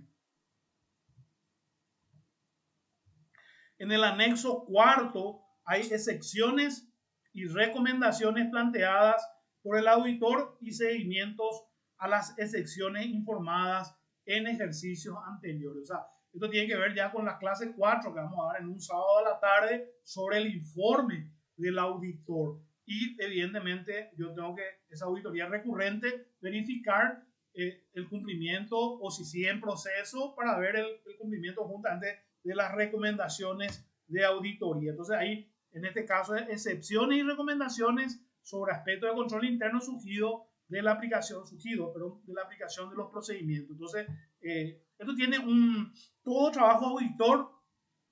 Ustedes tienen mucha experiencia, pero yo voy a reiterarles nada más. Tenemos lo que implica, por un lado, en la situación que yo vi como auditor que dice ahí. O sea, hay una breve descripción del punto de control. Por el otro lado, tengo que hablar hay un criterio que es la norma. Hay la situación que yo veo tengo que ver cuáles son las consecuencias y cuál es la recomendación. En este caso, la DPA me dice, situación, una breve descripción del punto de control interno. ¿Cuál es el riesgo? Breve descripción del riesgo o incumplimiento identificado. Hay una recomendación que es la propuesta de mejora identificada para mitigar justamente el riesgo y el comentario de la gerencia, o sea, incluir el descargo de la gerencia. Eso va en el informe. El descargo de parte para la oportunidad de decir, no, ustedes, esto estamos haciendo tal forma, no, esto ustedes vieron tal cosa, para que él pueda tener la oportunidad también y el debido proceso en incluir sus observaciones o decir, sí, vamos a corregir, etc. Este es el formato de las excepciones, que como les digo, siempre hay una norma o un criterio, la situación que yo vi, las consecuencias que genera incumplir el criterio o la norma y obviamente las consecuencias, la recomendación y por último el descargo de parte de la gerencia. En este caso, esta es la presentación que me da la DPA 1030 en ese anexo. Entonces acá está la situación actual de las excepciones emitidas de los informes de auditoría de años anteriores, el estado actual y bueno, obviamente tiene que haber cómo fue el resultado y ahí yo voy detallando que es más o menos algo así, ¿verdad? Que ya es una auditoría real, ¿verdad? Que es lo que vamos a ver a la hora de presentarles el trabajo, o sea, una clase sobre ya un informe de auditoría externa para la CEPRELAC. Entonces, ¿cuál fue la observación? ¿Cuál fue la recomendación? ¿Y cuál fue la respuesta de parte del sujeto obligado? En el anexo 5 hay una descripción también, obviamente, todo lo que implica, en este caso, todos los artículos, ¿verdad? Y si están cumpliendo o no están cumpliendo, no es aplicable. O sea, y la referencia. Si están cumpliendo, tiene que haber un comprobante. Y si es no, ya es un punto de control para poder registrar como una debilidad en el sistema de control interno. Entonces, y si no es aplicable, verificar si realmente no es aplicable. Si es sí, tiene que tener una referencia y alguna documentación, ¿verdad? Bueno, este fue otro informe, se mezcló acá. Bueno, tenemos la resolución 218, que crea básicamente el registro de auditores externos especializados. Este es un registro que se empezó, como dice acá, del 2020. En 2020 caducaron todos los registros y a partir de ahora, 2 años, tiene validez estos registros. Obviamente hay una matriz, eso también es importante. Acá básicamente se aplicó una matriz en la super de bancos, tengo entendido, en la super de seguros, en donde hubo un trabajo de Marta González como contraparte, porque ella venía de Wicom, la que fue viceministra, y esa misma matriz llevó a la SED. Y hoy también la CEPRELAT replicó un poco de esos tipos de registro de matrices, pero en cuanto a qué es lo que yo tengo que reunir para ser auditor externo especializado, como dice acá, en prevención de lavado de activos y financiamiento al terrorismo. Ahí, en ese objeto está todo lo concerniente al registro, está el alcance, esto es aplicable a personas físicas jurídicas que deseen realizar un servicio de auditoría especializada en prevención de lavado de activos y financiamiento al terrorismo. Obviamente, habla más del alcance, pero estamos resumiendo por una cuestión de tiempo. La validez de los informes y dictámenes emitidos en la materia, producto de los procesos de verificación de sujetos obligados de la ley 1015/97 y sus modificatorias, que son 2, serán determinados por la vigencia del registro. O sea, si yo tuve en el 2020 hasta el 2022, básicamente es válido todo lo que yo diga en función a ese registro. ¿Cuáles son los requisitos? Tengo que tener título de grado. Siempre le digo a la gente, no necesariamente tiene que ser contador, porque tengo una auditoría de cumplimiento. Entonces, pero tengo que tener título de grado, matrícula o registro profesional habilitante para el ejercicio de la profesión, sea abogado o si es, dependiendo tal o cual formación en materia de prevención del lavado de activos y financiamiento al terrorismo, experiencia en el ejercicio de una auditoría como mínimo 2 años y experiencia en el ámbito de prevención del lavado de activos y financiamiento al terrorismo. La constancia y vigencia del registro son 2 años, o sea, vencieron el 2022, se tiene que revalidar en el 2023. ¿Cuáles son las responsabilidades? Hay responsabilidades administrativas, civil y penal por falta y hechos punibles que incurran, así como por los daños y perjuicios que ocasione por el mal desempeño de sus funciones, por la falsedad de los datos e información que proporcionen a la CEPRELAT, ¿sí? Enfoque basado en riesgo, con esto vamos a terminar esta justito. El día o esta mañana, ahora por la tarde, vamos a seguir ya con la planificación basada en riesgo. Bueno, el tema del enfoque basado en riesgo es una cuestión, una metodología que es de Wolvers. Esa metodología está obviamente concatenada con la supervisión basada en riesgos que han adoptado ya en todos los países del mundo y que ya incorpora la primera recomendación del año 2012 de estas 40 recomendaciones de Gafi, que viene de los años 90, pero se fueron modificando. 9 estándares fueron modificados en el 2012. Y la primera modificación hace referencia al enfoque basado en riesgos, que los países deben identificar básicamente sus riesgos de lavado de activos y financiamiento al terrorismo. El enfoque basado en riesgo básicamente implica analizar la evaluación nacional de riesgo de cada país, analizar el sistema Boltzberg, que son 4 factores de riesgo, salvo algunos sujetos obligados que tienen 5, y ver cómo tratar eso, ver las tipologías, los estudios sectoriales de cada tipo de sujeto obligado, las guías generales también me van a servir. Hay guía general de Gafi, hay guía general de CEPRELAT, en donde me habla de estos conceptos y, como ya le dije, ese sistema de prevención y la aplicación de ese enfoque forma parte del enfoque basado en riesgo.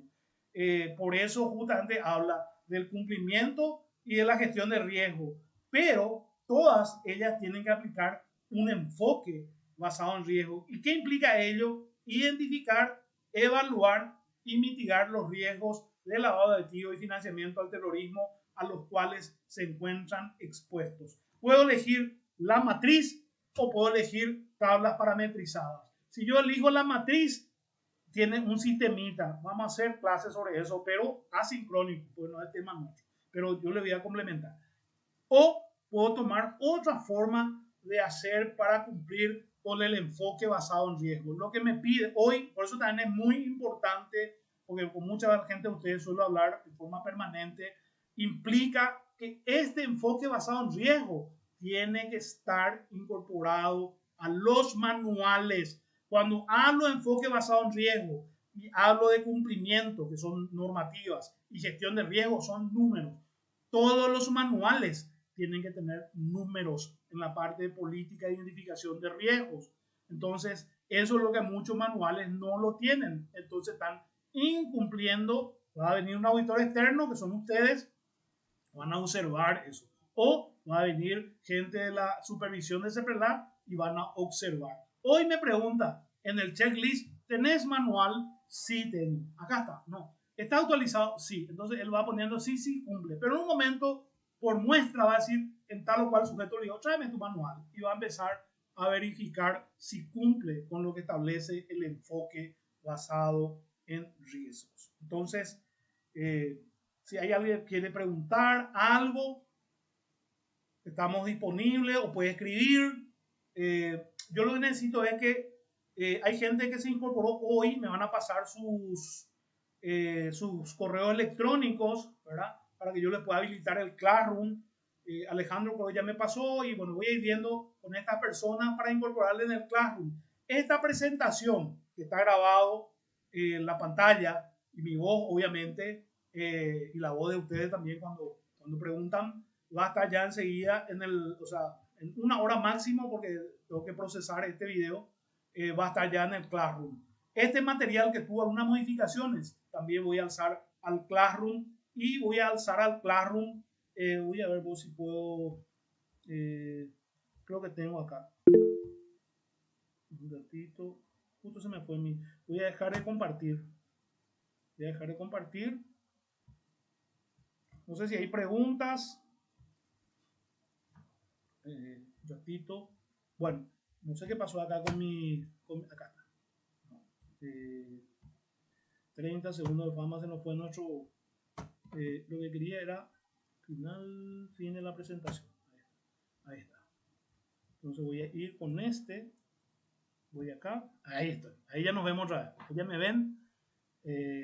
un ratito. Voy a volver a presentarles algo que quede acá. Lo que ustedes van a recibir, un ratito, acá me hizo una pregunta. No sé si puede escribir, licenciada, porque en esto voy a hacer una presentación un ratito, una ventana. Lo que no sé es si voy a poder. Bueno, 30 segundos. No, acá está. No, eso ustedes no están viendo. 30 segundos. Bueno, el Excel que quería presentarles. Voy a dejar cancelado nomás. Yo recibí un correo de Ceprelat. Ok, excelente. ¿Me vas a explicar después? No hay problemas. Oscar Rojas levantó su mano. Sí, Oscar, te escuchamos. Gracias, Enrique. ¿Me escuchas, verdad? Sí, te escucho, te escucho. Quería nomás recurrir a tu experiencia, que vos estás muy imbuido del tema.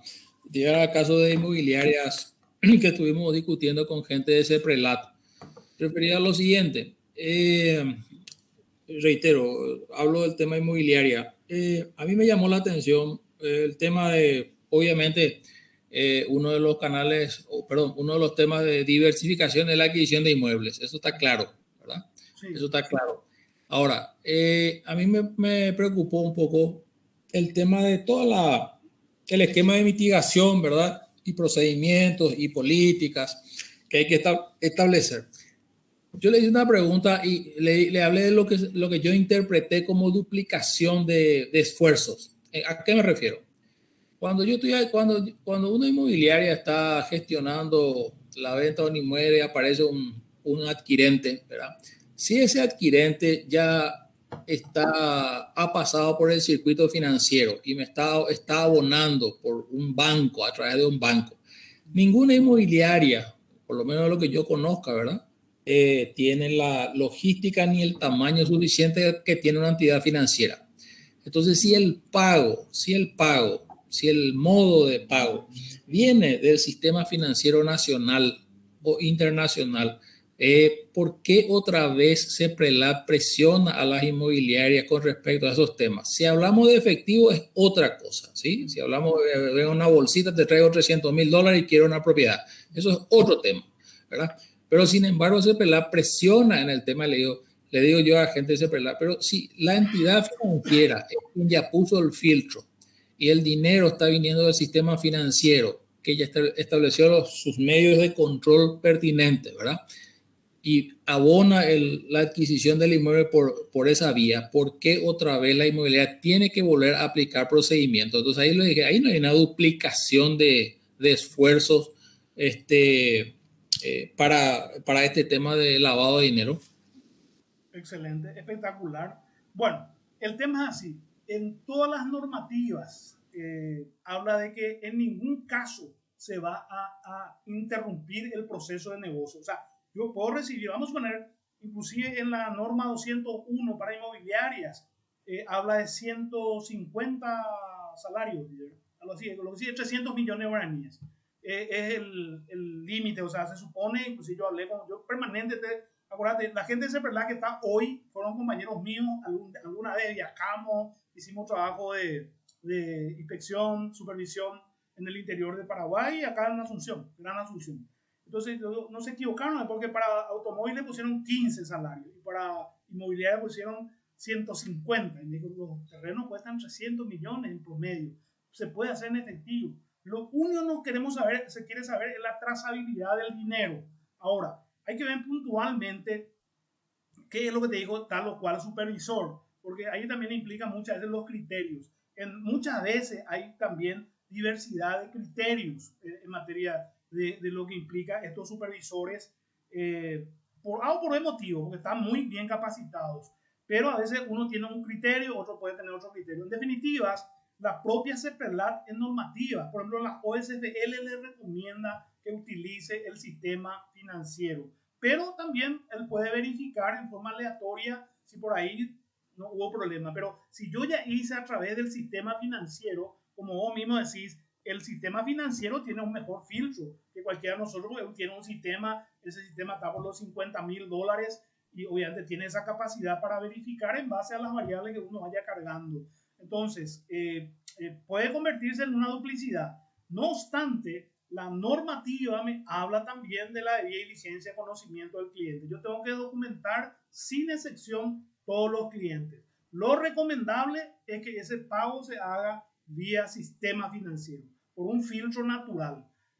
Pero también me pide que yo tenga la documentación de esos clientes, que es la debida diligencia y conocimiento de cliente. Pero la operativa se puede hacer en efectivo, se puede hacer en monedas, se puede hacer en cheques, se puede hacer en transferencia. No me prohíbe la CEPRELAT, toda vez, por los estándares mismos, toda vez que yo pueda saber de dónde salió esos 300, 400 o 500 millones. Ahora, en materia de lo que es este tipo de delitos, más bien es una luz amarilla, anaranjada para inmobiliarias, para playa de vehículos, el tema que comercian joyas, las organizaciones sin fines de lucro. Hay ciertas ciudades que están lastimosamente muy metidas en el lavado de dinero, pero aparentemente, como decía, es una duplicidad.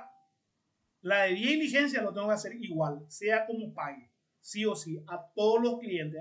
Acá no hay clientes preferenciales o excepciones. Ahora, el medio de canal de comunicación, de forma de hacer negocios, es recomendable el sistema financiero por el filtro previo que ya tiene.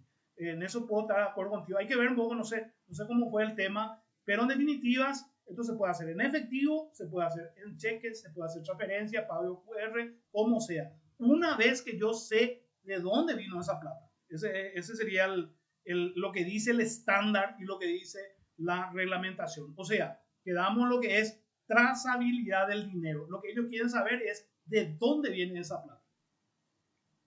No, yo entiendo, gracias Enrique, entiendo, comparto contigo, vuelvo a insisto nomás, tal vez, insisto en lo siguiente, no en ningún caso ninguna entidad de cualquiera de toda esta lista de sujetos obligados que ha surgido, si los fondos, es lo que le había hablado yo a gente de CEPRELAT, si los fondos provienen del sistema financiero local, si queremos hasta ese punto llegar, y ni siquiera hablemos si voy a hacer una transferencia al exterior, ¿verdad? El cliente, un extranjero que me dice, te hago una transferencia de mi banco, de mi cuenta en Nueva York, te transfiero. Bueno, yo no sé cómo hiciste para tener tu dinero y me traes de Nueva York. Sí. Entendería eso. No, yo traigo acá una bolsa con $300,000 y te pago el billete sobre billete.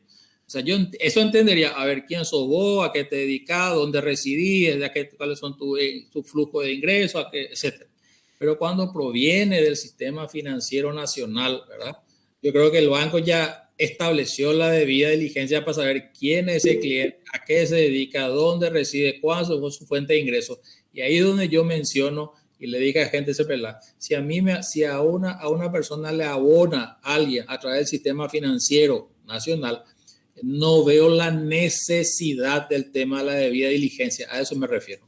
Excelente, espectacular. Yo creo que vos te das cuenta, ya te doy la palabra a Graciela. Un lado decía, salió una resolución 201, la que mostramos ahora y la que van a recibir ustedes en planilla electrónica. Enseguida después aclararon ellos en una circular quiénes son sujetos obligados. Pues decían sujetos obligados los agentes. Ya aclararon ellos que los agentes que están en relación de dependencia no son tal cosa. Ellos no son sujetos obligados, sí, aquellos que tienen estructura propia. Y ellos van aclarando, porque en esa dinámica, pues acuérdate, son poca gente, hay mucha movilidad, hay mucha capacitación, de repente hasta se te puede pasar. Así es que probablemente eso podría ser algún tipo de aclaraciones para que ellos saquen una normativa o complementen la normativa en materia de lo que es el pago. Que se puede hacer eso si es vía sistema financiero y que aleatoriamente el cliente tenga alguna evidencia que controló. Eso podría ser, totalmente de acuerdo. Sí, Graciela, te escuchamos. No, siempre sobre la preocupación de Oscar, ¿verdad?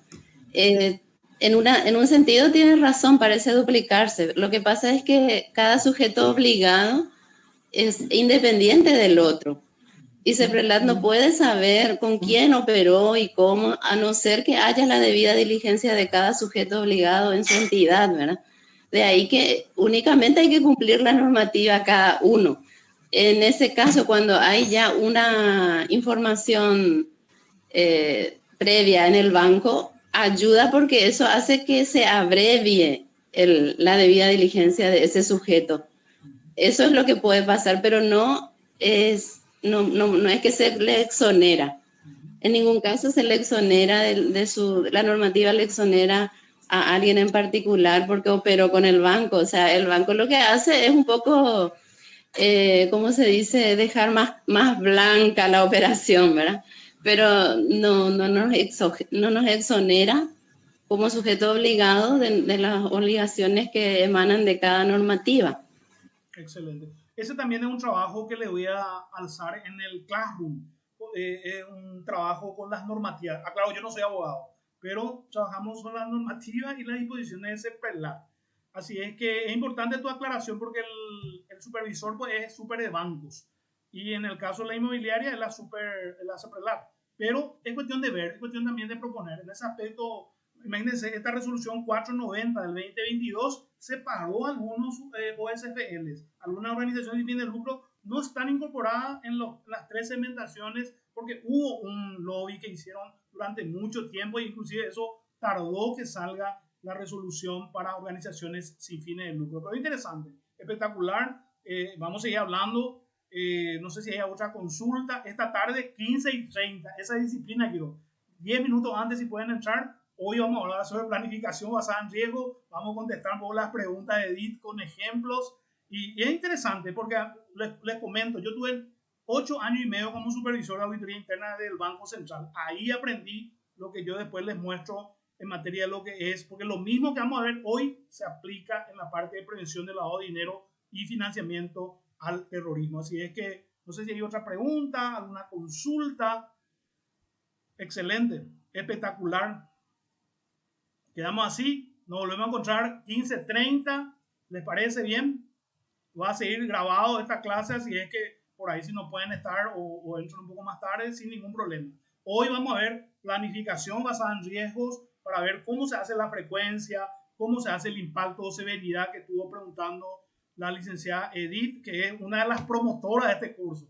Ella es la que promovió este curso. Así es que excelente, gracias Marta, también es de Ciudad del Este. Así es que me siento muy contento de ver con mucha gente conocida, gente que estamos experimentando la primera vez y bueno, esperemos que haya más oportunidades. Así es que hoy vamos a ver planificación basada en riesgo bien aplicadito. Así es que les espero 15:30 para que puedan almorzar, reposar un poquito y después ya prepararnos 15:30. Y en la semana espero que bombardeen el Classroom. Va a depender de ustedes. Excelente. Nos vemos a la tarde, Stephanie. Muy amable.